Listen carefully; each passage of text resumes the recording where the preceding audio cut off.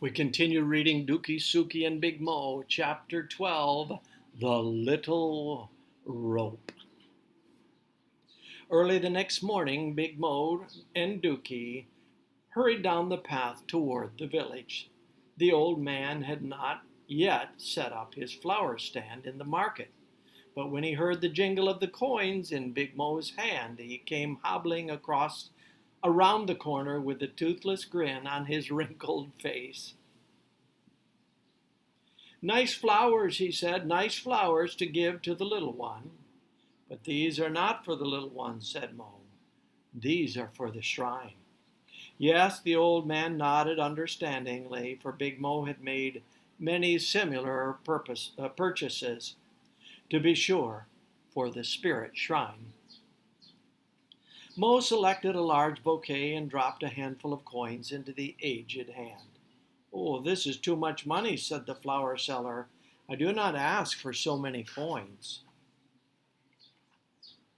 This is a special gift for the spirits, a very special gift." And before the old man could say more, Big Mo and Dookie and the flowers were across the street.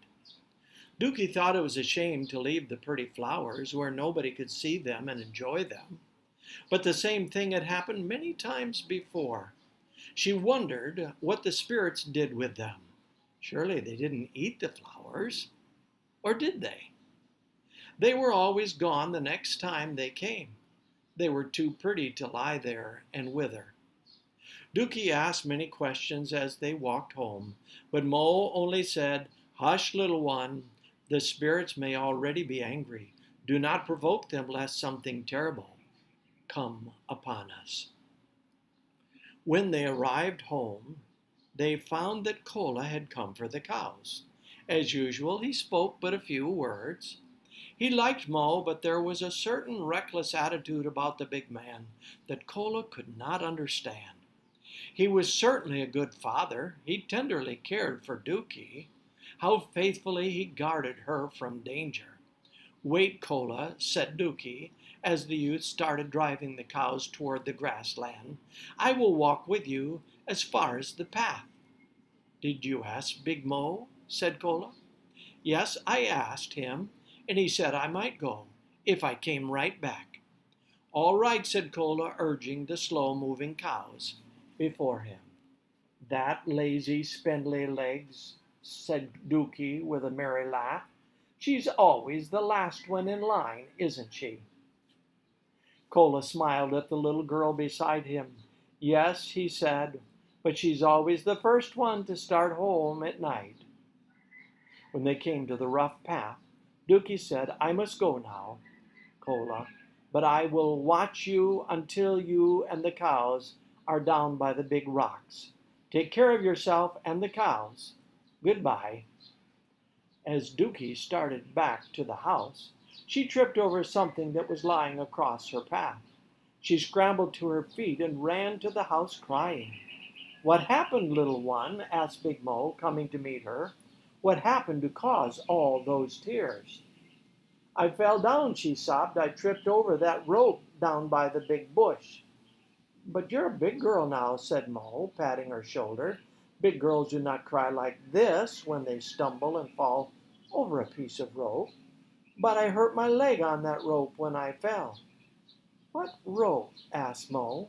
"I didn't know there was a rope. Right over there by that bush." She pointed in the direction. "Rope?" Mo took big strides to the bush and came running back for his hatchet. The rope was a deadly snake. With a strong blow, Mo killed the snake, and then he hurried back to Dookie. He examined the hurt and realized he had nothing in the house with which to treat it. He had some oil, but the poison from the snake would not be affected by the oil. He needed something much stronger. If only he had some liquor in the big gourd, but he had given all of it to the charm doctor. With a sickening heart, he noted the leg was swelling and becoming red. He realized that the curse of the snakes had come much quicker than he had expected, in spite of the flowers on the shrine. "Oh, my little one," he said, gathering her in his arms. It should not come to you, for you are so young and good. I will take you at once to the charm doctor. We must hurry. It was that Christian mother, Mo kept repeating to himself as he hurried down the street to the charm doctor. I should never have let Dookie go to see the woman. The charm doctor seemed to be in no hurry to examine the unconscious child in Big Mo's arms. He mumbled weird incantations as he mixed a potion of ashes and brown liquid in an earthen bowl. Then he applied the mixture around the wound on the bottoms of her feet and on her forehead. He made ceremonial gestures, bowing and waving his arms in rhythm to the chanting and dancing up and down on his toes. Big Mo listened and watched, hoping to see signs that the charms of the medicine was working. This went on for what seemed hours, but the swelling increased, and the child tossed and moaned in an unconscious condition. Is that all you can do? Mo finally asked. She seems to be getting worse instead of better. If you will remember, said the charm doctor, I told you a long time ago that the curse of the snakes would come to you because you refused to take her to the temple. Now it has come, as you can see for yourself. But isn't there something I can do? I cannot let her suffer this way. I will do anything. Take her to the spirit tree. That is where she was taken from as a baby. Lay her on the shrine and go away. Only then will she be all right. Now go at once, and I will drink from the big gourd and call off the curse of the spirits. I will go, said Mo meekly, but there was a look of distrust on his face. He carried the little Dookie toward the spirit shrine. Gently he laid her on the stones, and then sobbed bitterly. Oh, my little gift of the spirits, now I must give you back to them. But I just can't leave you here to die. There must be some other way. How long Mo lay there under the spirit tree, he did not know. He could not leave Dookie, for she was his life. There was no need to go home.